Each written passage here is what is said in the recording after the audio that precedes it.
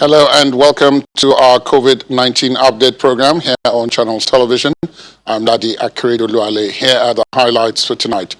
President Buhari extends lockdown of Lagos, Abuja and Ogun State by 1 week, locks down Kano for 2 weeks. Presidential task force on COVID-19 describes emergencies in the north as a challenge which should be tackled now.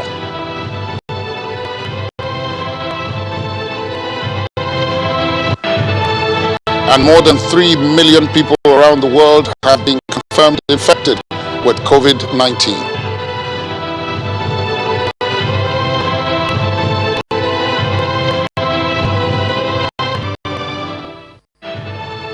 President Muhammadu Buhari has extended the lockdown in the Federal Capital Territory, Abuja, Lagos and Ogun states by 1 week.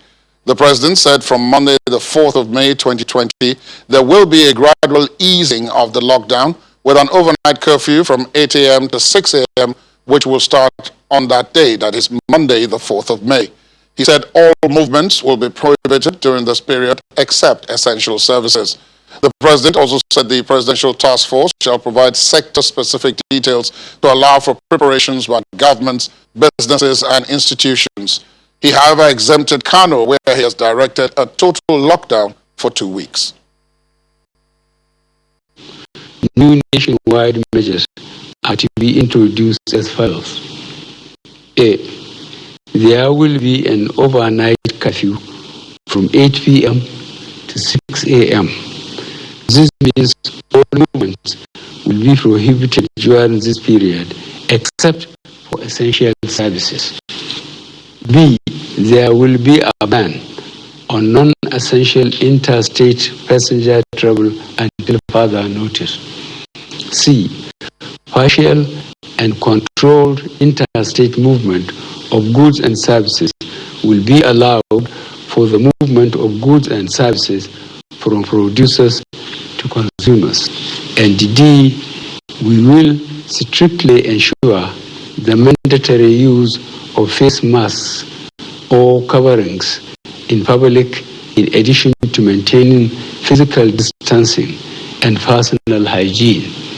Furthermore, the restrictions on social and religious gatherings shall remain in place. State governments, corporate organizations, and philanthropists are encouraged to support the production of cloth masks for citizens. For the avoidance of doubt, the lockdown in FCT, Lagos and Ogun states shall remain in place until these new ones come into effect on Monday, 4th May 2020. The Presidential Task Force shall provide sector-specific details to allow for preparations by governments, businesses, and institutions. In respect to the above guidelines, the state governors may choose to adapt and expand based on their unique circumstances, provided they maintain alignment with the guidelines issued above. To support our businesses and the traders, the monetary and fiscal authorities shall deploy all the necessary provisions needed for production to continue and thus job restored. These revised guidelines will not apply to Kano State. With regards to Kano, I have directed the enforcement of a total lockdown for a period of 2 weeks effective immediately. The federal government shall deploy all the necessary human, material and technical resources to support the state in controlling and containing the pandemic and preventing the risk of further spread to neighboring states. President Muhammadu Buhari. Earlier in the day, the chairman of the Presidential Task Force on COVID-19 and Secretary to the Government of the Federation, Mr. Boss Mustafa, said the decision of northern state governors to return almajiris to their states of origin is right, especially as the country is fighting the spread of COVID-19. Mr. Mustafa also said this will provide opportunities for the Almajiris, majority of whom are minors, to acquire important skills that will help them become better citizens in the future. Health facilities. And I think every government has a responsibility given to it by the Constitution of the Federal Republic of Nigeria, I think Section 14(1), to provide for the welfare and the security of its citizens. And I believe that the governors that are taking this action have that at the back of their minds. That in the state in which these Almajiris are operating, can we say that their welfare is being taken care of? Is adequate security being provided for them? And being minors, somebody has to take that responsibility. And I said we should look at it within the context. And I believe that notable northern leaders have spoke extensively on the issue of the Almajiris. The former Emir of Kano, very passionate about it, and I know the Sultan has spoken about it, and key leaders in the north, that if we do not deal with the issues relating to the Almajiris, we are building an army that would overwhelm us as a people and as a nation in the future. If we do not cater for them and provide for their welfare and turn them into productive citizens, there's nothing wrong about them learning the dictates of their fate.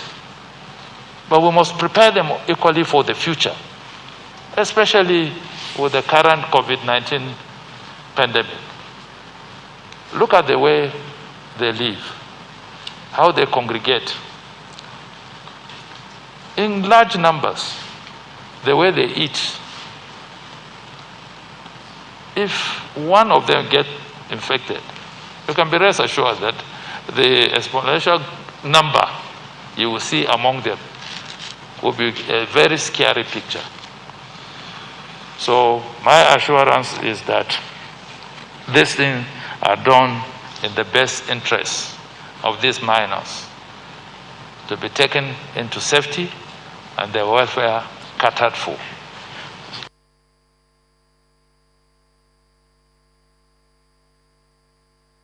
The chairman of the Presidential Task Force on COVID-19, Boss Mustafa. In Kano State, in Nigeria's northwest region, it is currently in the process of evacuating over 100,000 non-indigenous Almajiris as part of efforts to further curtail the spread of COVID-19 in that state. The chairman of the Almajiri Committee, who doubles as the State Commissioner for Local Government and Chieftaincy Affairs, Tallulah Falaya, says those from neighboring Katsina, Jigawa and Kaduna states have already been evacuated. We have so far evacuated a total of 1,098 Almajiri into the 3 states that I just mentioned, Katsina, Jigawa and Kaduna. And tomorrow, by God's grace, we are going to evacuate over 100 Almajiri into Bauchi State, Your Excellency, by tomorrow, by God willing. And we will continue to evacuate this Almajiri until we make sure all the non-indigenous Almajiri were taken into their various states. Before we start moving this Almajiri, we collaborated, as you directed, with the Ministry of Health. They were all tested before we evacuated them into their various states. And I'm happy to say that none of them were positive. We'll return to the nation's capital, where our correspondent Kayla McGuire joins us from our Abuja studios. Good evening, Kayla. Trust you're keeping safe. The president has extended the lockdown by 1 week, after which there's to be a gradual easing of it. Any immediate reactions in the aftermath of that, of the broadcast?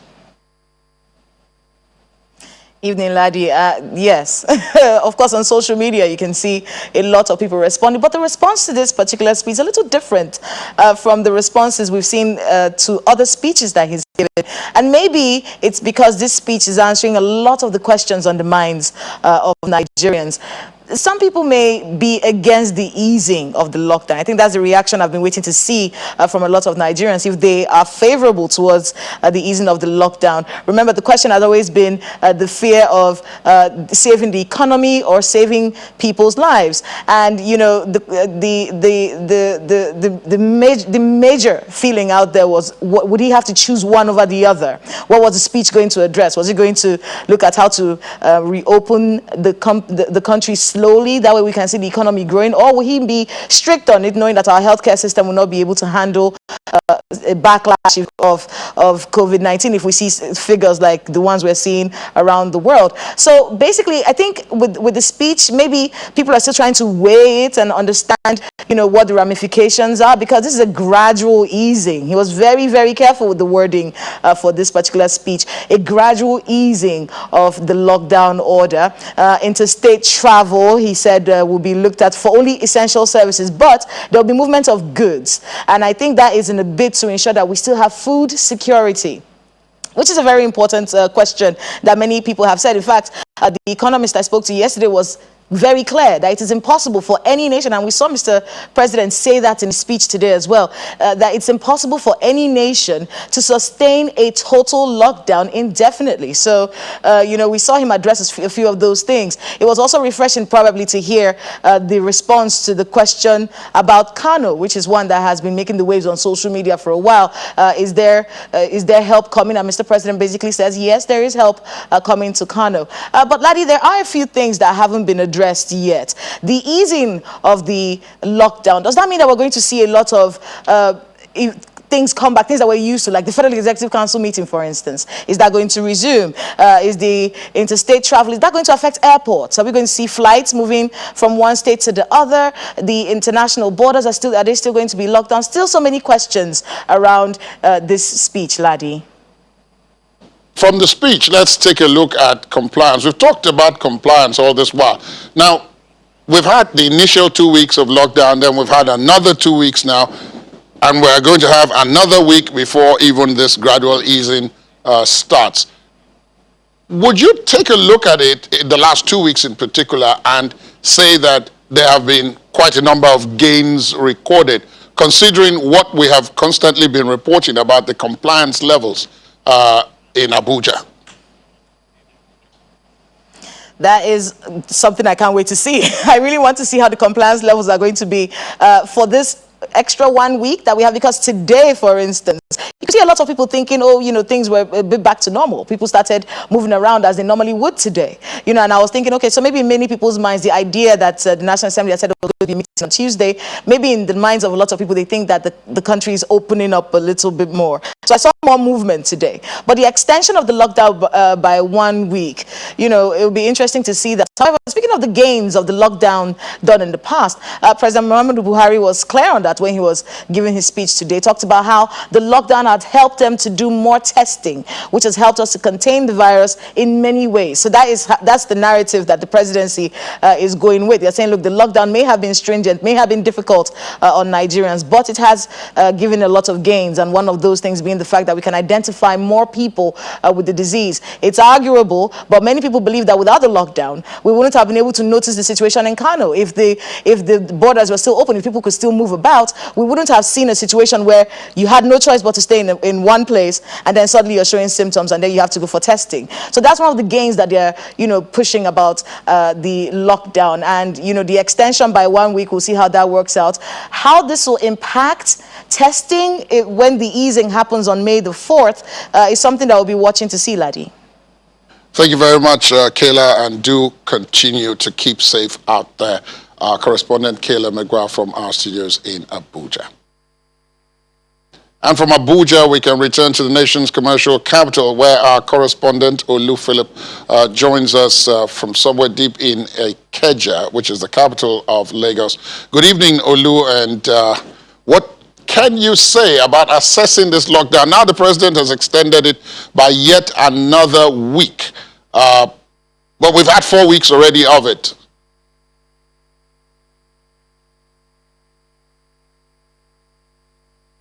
Yeah, Ladi, thank you very much. It's good to join you tonight. Permit me not to talk about the extension by 1 week, but let's look at 4 weeks of our lives being locked down. First off, the first question to ask is, what was this national strategy behind the lockdown? Now, when we declare the lockdown, the spirit of the lockdown is important. When we lock down, what are the components or the components of this lockdown? Yes, as a directive, it was effective. But in terms of how people explained and played out the lockdown, it's somewhere in between white and black. Maybe you want to call it brown. I'm not too sure. Because, for instance, look at today, for instance, there was a huge fire around Ogba area, triggered by a discharging tanker in a fuel station.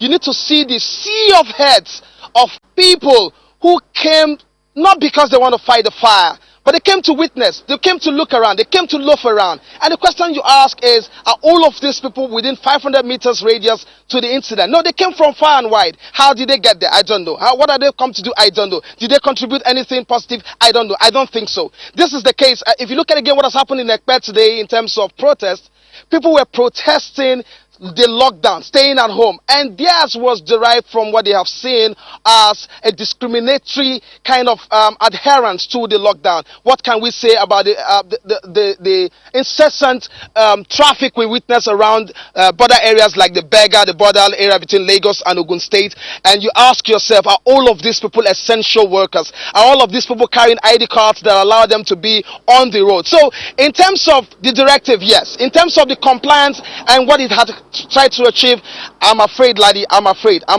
don't know what it is achieved. And I hope that we are not easing out or phasing out because of economic reasons. Because when we started this journey, mind you, let's take ourselves back to where we started. When we started this journey, it was about 10 people, 12 people. We were basking in that euphoria. Today we are over 1,000. What has happened? How did it spread? How did we have this kind of spread? Some time ago, some weeks back, 10 days ago or thereabout, Lagos State declared that in some local governments there will be testing centers. Those testing centers have revealed that there are community transfer of this. Now, so when you ease up or when you ease off or when you give an extension, what is the national strategy to the effect and what has informed this? Because as it were, the COVID-19 is still very seriously with us, Ladi.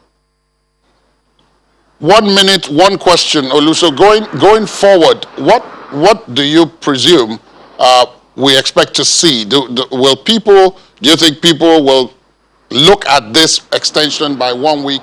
Do you think the health officers will use the opportunity to consolidate on their gains over the last 4 weeks? One, and then two, could we possibly expect stricter enforcement or stricter compliance, whichever one it is?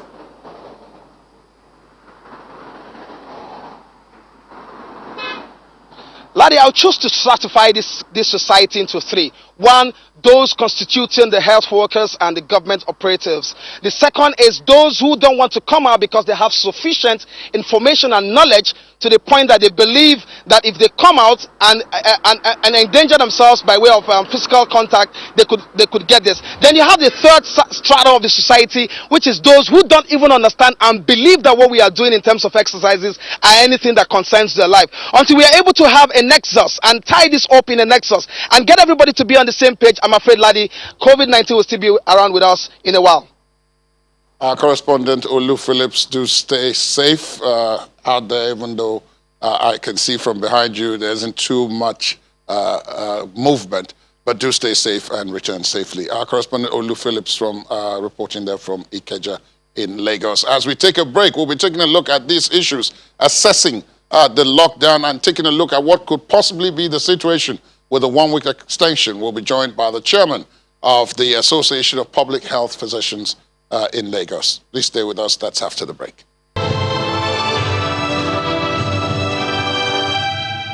Thanks for staying tuned. Welcome back to our COVID-19 update. Dr. Tallulah Falaya, consultant public health physician and chairman, Association of Public Health Physicians of Nigeria, joins us via Skype here in Lagos. Dr. Falaya, thank you for your time and welcome. Thank you. Good evening. What should this 1 week extension before the gradual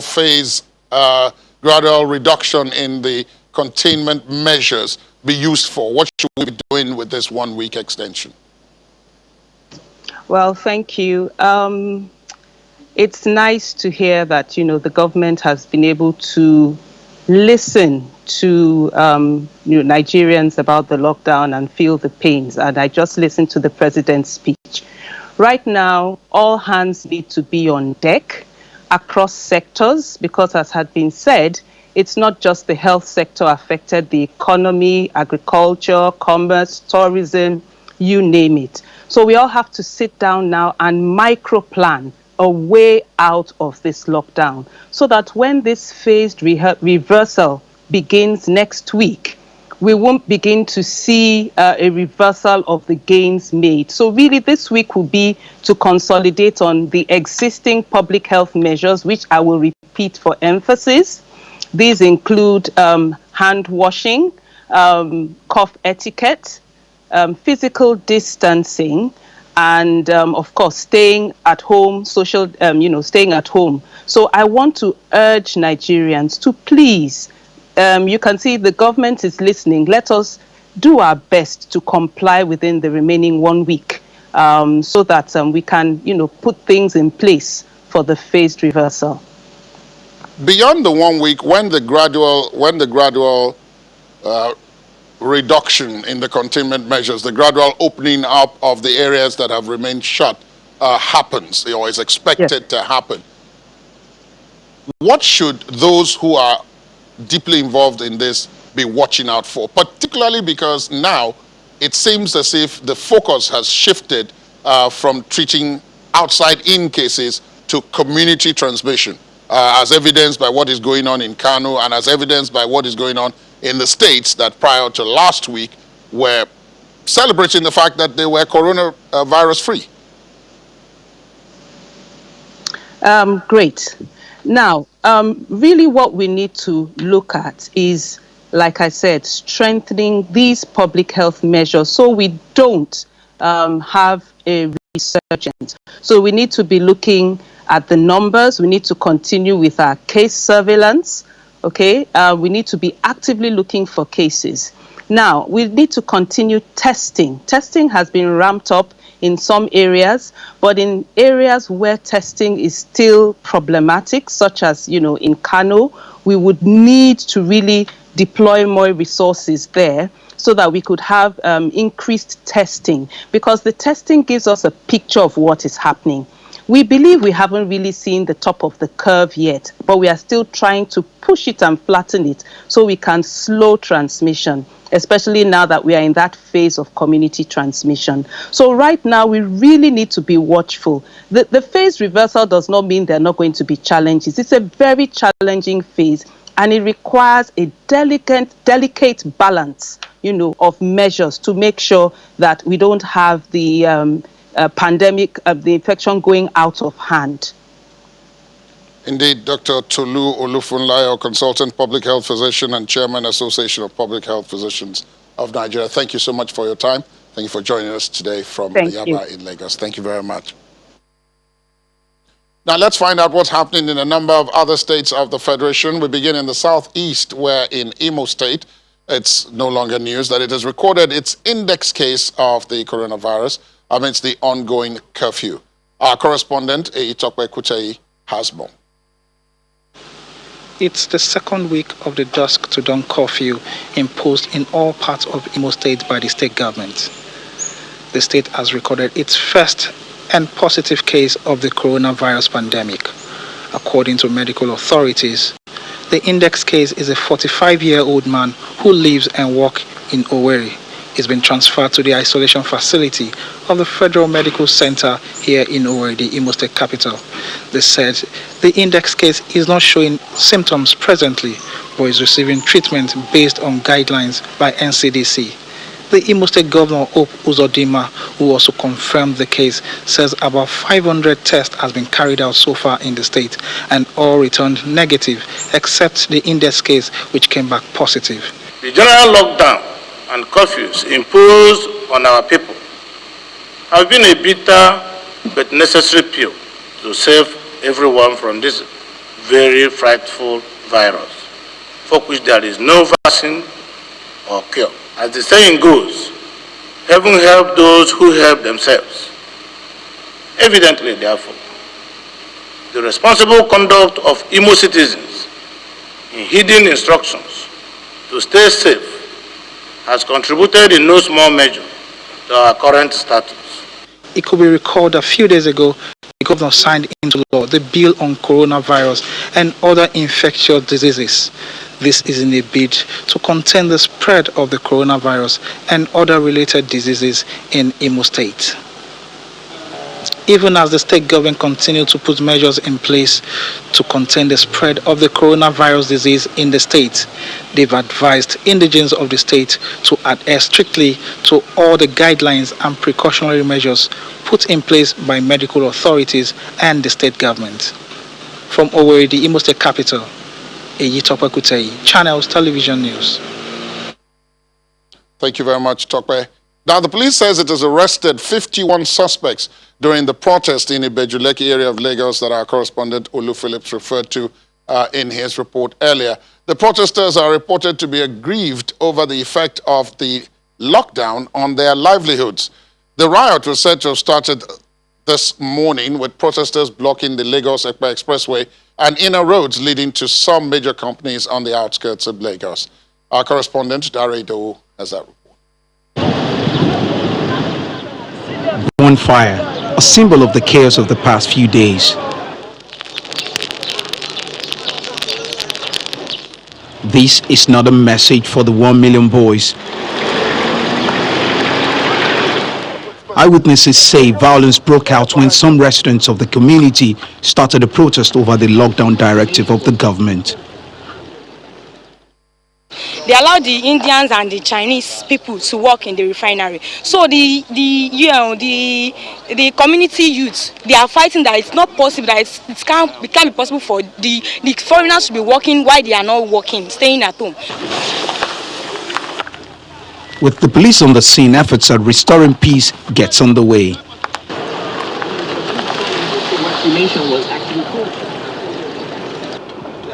As security operatives drive into empty streets, they clear the roadblocks set up by the protesters who were not in sight at that moment.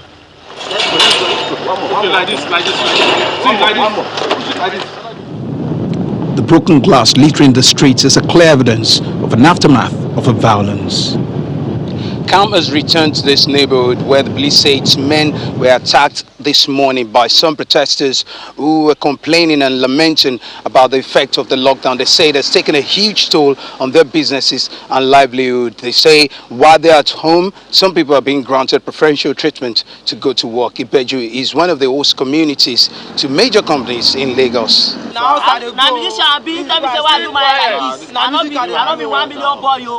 The police have also made some arrests, patrolling major roads to keep violators in check. My son heard that they are looting shops here. He came around to see and he has been picked. So he just called me and said, SARS have picked him. Why he came here to see what is happening, that they said some boys are around disturbing the areas. The riot in Ibejuleki comes amid government's efforts to contain the spread of COVID-19, which has been on the increase, with infections surpassing 1,000 and Lagos as the epicenter. Dari Idu, Channels Television News. Now let's let's look at the website of the Nigeria Center for Disease Control, the NCDC. The total confirmed cases of COVID-19 on that site is now 1,273 following the announcement of 91 new cases overnight. The death toll has also increased to 40 and 239 persons have been discharged, fully recovered. These latest figures show that COVID-19 has spread to 32 states of the Federation and the FCT, with Lagos leading the pack with a total of 731 cases, followed by the FCT and Kano with 141 and 77 cases. Ogun and Gombe states follow with 35 cases each, Osun 34, Katsina and Borno 30, Edo 25, Oyo 21, Kaduna 15 and Bauchi 14. Others are Akwa Ibom 12, Kwara 11, Sokoto 10, Ekiti and Ondo 8 each, Delta, Rivers and Taraba states each have 6 cases, Abia, Enugu, Niger, Jigawa, and Zamfara have 2 cases each, while Benue, Anambra, Adamawa, Plateau, Imo, Bayelsa, Ebonyi, and Kebbi have 1 case each. Joining me in the studios is a public health physician, Dr. Dewey. Thank you so much for coming in at this time. Pleasure to be with you. The president has extended it by another week till next Monday, after which then there'll be a gradual easing of the restriction. Right. He's also locked down Kano now for 2 weeks, completely. Right. Are these steps that you believe are in the right direction, coming from where we are coming, from 4 weeks of lockdown in Lagos, FCT, and Ogun State? Absolutely. I think there are definitely steps in the right direction. Everybody's worried about Kano. I think the last time I was here, I talked about Kano. Indeed. And said we need to keep an eye on Kano. And then they had 20 cases or so. But I said the rise was within 2 days. You know, they went from 2 to 21. Right. And that we needed to watch Kano. So clearly Kano is kind of getting out of hand. And that needs a lockdown for it to freeze things a little bit. Just to be able to take a good look, determine what's really going on, and also determine what needs to be done. You need to slow things down, so that is important. The second thing is, particularly, this is the speech I like.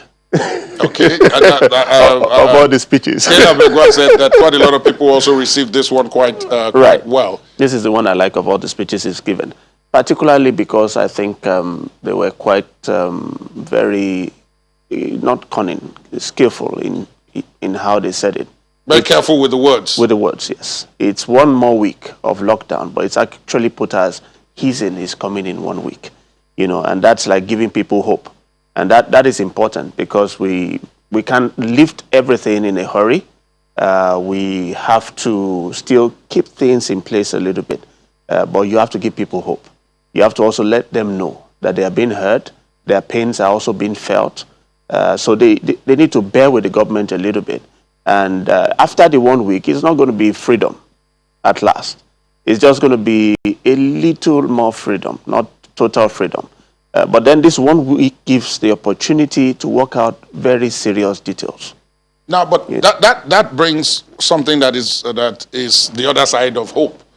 Some would say fear, which is that as things were under the lockdown, right, there were people breaching it. I mean, some of our correspondents already reported that even today, the NNPC fire in Ogba, the NNPC filling station fire in Ogba, had hundreds of people out standing next to each other, shoulder to shoulder. Right. That's so when this gradual easing starts, the fear is that we may lose some of those things that we appear to have gained in the last 4 weeks if the situation is considered freedom, to use the phrase that you talked about. Actually, this can be a win-win. In which case you can say to the people, we'll have to be very strict with the regulations we put in place. And we can afford to be very strict because we've allowed you some hours to get certain things done. We've allowed you a little more freedom so you can complain as you complained. However, if we say there's a curfew, we can be very strict with it. You know, because you've had the time you were supposed to do the essential things you needed to do. So you can stick with this one. Secondly, I mentioned the fact that you need to work out serious, meticulous details, you know, about what this really means. For instance, you still must maintain physical distancing very seriously. How many people can be in a vehicle? Public transportation, for instance. How many people, even if you say there's an office, do you want, you know, in an office of, I don't know how big the size would be, would you want 50 people coming in? And businesses still have to be warned that there's still a virus lurking around, you know, and that means that if you get one person infected in the office, you'll shut down. So the businesses also still have to be guided to know that perhaps you still want your workers working from home. You know, so there are a lot of things that need to be discussed, details need to be worked out, and this 1 week should give us that time to do that. Thank you so much, Dr. Odubanjo, for coming in at this point. We're grateful, as always, for your time. We go now to Gusau, the capital of Zamfara State, where we have been joined by the governor of Zamfara State, Alhaji Bello Motowale. Good evening, Your Excellency, and thank you for your time. Good evening, how are you? Well, at this time, we're keeping safe, Your Excellency. The first question I'll have to ask you is, in view of the fact that Zamfara now has its own situation with this COVID-19, what is the government doing to put the situation in check, immediate check, before it becomes almost like the case in Kano, as it were? Before then, I have already taken some measures, which I have all the equipment, and I have 2 isolation centers in the state, and it was well equipped with all the materials, including the ventilators, face masks, and other things. In fact, we even have PCR for test, and we have all the testing kit, and we have the kitting for all our health personnel. So I have already taken that, and I locked off all the borders. In fact, even yesterday, we have arrested a lot of motor vehicles coming into Zamfara, and I already have mobile courts that are sitting all the borders across the state. So I have no problem with that, and they are doing well, and the state government has done all it can to make sure that we reduce the spread of these. And we have been taking all the measures, and we do the smoking, that is the disinfectants of all the areas, including market, police stations, and everywhere in the state. And we are going to take it to local government areas tomorrow. All the 14 local government areas are going to be engaged, all our health personnel, to make sure that we do all the disinfectants of all the areas that people used to stay. And we are not going to put a total lockdown, but we do a partial lockdown, that we have to allow our people to do their normal things in the state, but with the social distance protocol. The Al-Majri phenomenon, we had the SGF, the chairman of the Presidential Committee on COVID-19, talking about the Al-Majris earlier today. The northern governors have decided to exchange the Al-Majris in each other's states and return them to their states of origin. In the case of Zamfara, what is the situation now? Are you moving the Al-Majris from other states to their states, and are you receiving the ones from other states who are from Zamfara? Yes, of course. My administration has already constituted a committee for the repatriation of all the Al-Majris back to their respective state. And this committee is headed by my Commissioner for Religious Affairs, and which we already have taken, all the northern governors has agreed on that. And we are waiting for those that are repatriating to my state, and which we are taken to the one we have to their respective state. We have already taken that measures, and the President is part of it, and we agreed, all of us, all the northern governors, we agree with that. Let's take a look at your isolation center, the isolation center in Zamfara State. How functional is it, and how are the patients confirmed to have the virus they are doing at this time? Yeah, they are taking the medication in the isolation centers. As I told you, we have already have all the equipment, and after the confirmation by NCDC, these 2 patients are there in the isolation centers, and they are recuperating, and I believe they will be well in a couple of days, because when I got the report today from our health personnel that are taking care of them, they say the patients are doing very well, and there is no much concern about their crisis. Finally, Your Excellency, at this point in time, what are you going to restrict movement? Some of your colleagues have restricted movement in and out of their states. Is Zamfara considering the same thing? Yes, it's a collective decision by all the northern governors, which myself, Katsina, that we share border together, Katsina, Sokoto, Kevi, and Niger State. We have restricted all the movement. As I said, I have already initiated a mobile court that are sitting in all the borders for prosecutions for those that are violating this order, because all of us, particularly myself, I have signed an executive order for that, and it's working. The Governor of Zamfara State, Alhaji Bello Matawale, thank you so much for your time. Thank you for joining us from Gusau. Thank you very much. We'll take another break here on our COVID-19 update. When we come back, we'll take a look at the situation on COVID-19 outside our shores. Please stay on with us. Thanks for staying tuned. Welcome back. South Africa is marking its Freedom Day under lockdown for the first time since 1994, owing to the COVID-19 pandemic. The number of confirmed cases has jumped by more than 200 overnight, from 4,546 to 4,793 today. The death toll has also risen to 90. The latest fatalities are 2 from the Western Cape province and 1 from KwaZulu-Natal. Here's Betty Dibia to give us an update. Thank you, Ladi. It is the 26th anniversary of the first multiracial elections in South Africa, also known as Freedom Day, and it's been without any pomp this year. But the country got some excitement in the early hours of today with the arrival of 219 medical personnel from Cuba to bolster the health efforts of the country. These men and women are to work alongside South African health professionals in our response to COVID-19. We know that you are very well prepared to face any difficulty. We know that you will raise very high the name of Cuba. I can assure you that everywhere you go in this beautiful nation, you will be receive a lot of affection and love from everybody.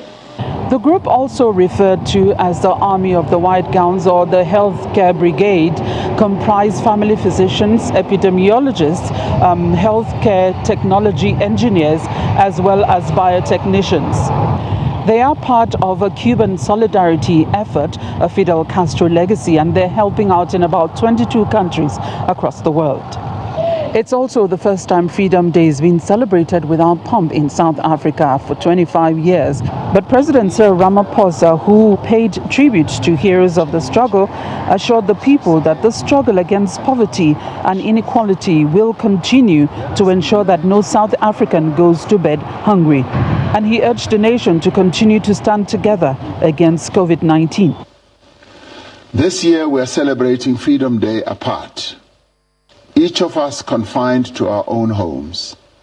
Next year, through our determination, through our courage, and through our actions, we will once again celebrate Freedom Day together. We are still very grateful to God for giving us an opportunity to live and to be in a South Africa where we are still free to sit with our families and enjoy the day. Other political leaders also gave their Freedom Day speeches, and in his own, the leader of the economic freedom fighters, Julius Malema, reminded government to also help out African migrants in the country despite their status, because everybody is in this together.